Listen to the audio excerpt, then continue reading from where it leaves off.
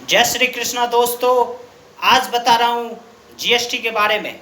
Good and service tax. GST सबसे पहले France में लागू हुआ था 1954 ईस्वी में। भारत में ये 1 जुलाई 2017 को लागू हुआ।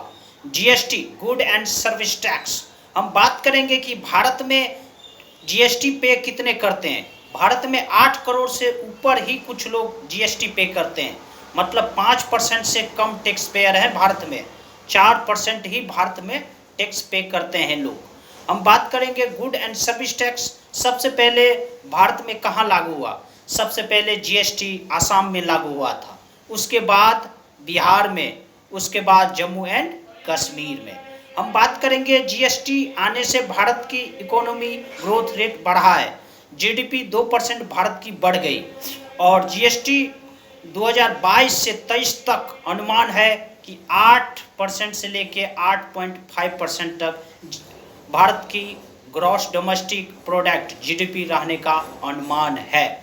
हम बात करेंगे जीएसटी जो 20 आइटम था, 20 आइटम इनडायरेक्ट टैक्स का, जो excise duty, custom, central sale tax, मतलब इंटरटेनमेंट टैक्स, बहुत सारे टैक्स होता था जो देने में लोग को बड़ा कठिनाई होता था, तो जिससे इंसान मतलब थोड़ा टैक्स पे कम करता था। अब ज़्यादा लोग टैक्स पे करता है, इसीलिए भारत की ग्रोथ रेट भी काफ़ी बढ़ रहा है। और जीएसटी हम बात करेंगे, जीएसटी सबसे ज़्यादा किस सेक्टर में सबसे ज़्यादा जीएसटी पे करता है, तो हम बात करेंगे सबसे सर्विस टैक्स। सर्विस टैक्स जो भारत के 53.66 सबसे ज़्यादा जीएसटी यहाँ पे भारत करता है। उसके बाद इंडस्ट्री सेक्टर में 31% भारत की जीएसटी आता है, एग्रीकल्चर में 16%। तो सर्विस टैक्स में भारत को काफ़ी जीएसटी पे हो रहा है। और 2022 से 23 तक भारत की 8% से 8.5% रहने का जीएसटी मतलब ग्रॉस डोमेस्टिक प्रोडक्ट रहने का अनुमान है।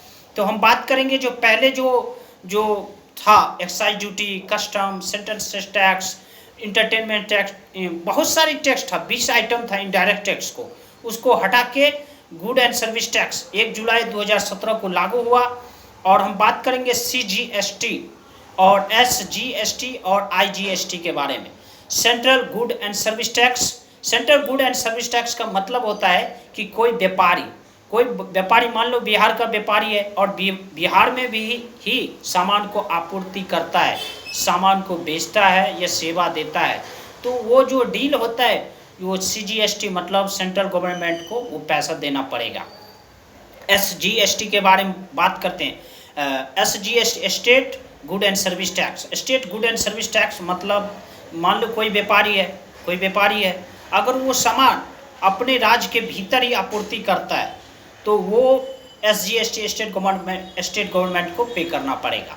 अब हम बात करेंगे IGST, integrate good and service tax. IGST का मतलब होता है कि मान लो एक बिहार का व्यापारी है तो एक राजस्थान का व्यापारी है, तो दोनों व्यापारी के जब डील होगा ना, तो डील जो होगा तो वो पैसा जो है सो सेंट्रल गवर्नमेंट भी लेगा और स्टेट गवर्नमेंट भी लेगा, लेकिन अधिकार किसको रहता है? सेंट्रल गवर्नमेंट को लेने का। लेकिन हाँ, अगर कोई मान लो विदेश से माल बेचता है या खरीदता है विदेशक माल, तो वो दोनों का अधिकार होता है, स्टेट गवर्नमेंट का भी और सेंट्रल गवर्नमेंट का भी। तो जीएसटी आने से भारत को काफ़ी प्रॉफिट हुआ है, 2% भारत की जीडीपी बढ़ गई है। लेकिन हम एक बात करेंगे कि जीडीपी लोग कहता है कि भारत की जितनी ग्रोथ रेट बढ़ता है उससे तो भारत की मतलब खाने पीने का सामान कम होता है, महंगाई कम होता है, जॉब सेक्टर ज़्यादा बढ़ता है, जॉब सेक्टर भी बढ़ता है, बेरोजगारी कम होता है। तो लेकिन ऐसा तो कुछ हुआ नहीं। इसका कारण क्या है? मतलब भारत की जीडीपी तो आज ग्रोथ रेट, भारत 5वीं अर्थव्यवस्था बन चुका है दुनिया का, मतलब 2047 तक तीसरी अर्थव्यवस्था बन जाएगा। मतलब हमारी ग्रोथ रेट मतलब जीडीपी इतना बढ़ रहा है। जब जीडीपी इतना बढ़ रहा है तो फिर महंगाई क्यों बढ़ रहा है? फिर महंगाई इतना क्यों है? फिर बेरोजगारी इतना क्यों है? हमको ये बात आज तक समझ में नहीं आया। लेकिन हो सकता है इसके पीछे काफ़ी भारत की 1 अरब 35-36 करोड़ जनसंख्या है। हो सकता है कि लिमिटेड मतलब काफ़ी चीज़ जनसंख्या काफ़ी बढ़ रहा है, तो हो सकता है इसकी प्रॉब्लम हो सकता है। लेकिन जब जीडीपी बढ़ेगा तो महंगाई तो नहीं बढ़ना चाहिए, तब तो जॉब सेक्टर और भी मतलब जॉब मिलना चाहिए। तो सारे चीज़ प्रॉफिट होता है, तो ठीक उल्टा क्यों दिखाई दे रहा है? इसके पीछे रीज़न क्या है? भारत सरकार को जवाब देना चाहिए। मोदी बाबा अगर इतना महंगाई करेंगे तो गलत बात है। भारत में महंगाई बहुत चरम पर है, इसलिए मोदी बाबा को ये बात सोचना चाहिए। बहुत ज़्यादा महंगाई है। वैसे मोदी बाबा भारत के सबसे सर्वश्रेष्ठ प्रधानमंत्रियों में से एक है। इंदिरा गांधी जी, अटल बिहारी वाजपेयी जी और मोदी बाबा तो सर्वश्रेष्ठ प्रधानमंत्री में से एक हैं।